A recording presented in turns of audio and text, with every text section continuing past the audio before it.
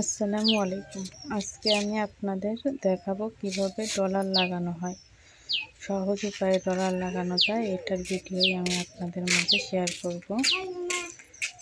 প্রথমে ডলারটা আটকায় নিয়ে দুই পাশে দুইটা করে মোট 4টা সেলাই দেওয়ার পরে কোনাকুনিভাবে আরও 4টা সেলাই দিয়ে আটকায় নিতে হবে।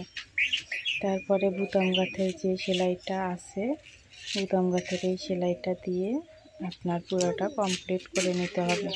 ডলার লাগানোর অনেক রকমের ভিডিও আছে, তার ভিতরে এইটা আমার কাছে অনেক সহজ মনে হয়, তাই আমি এইটা দিয়েই ডলারটা লাগাই।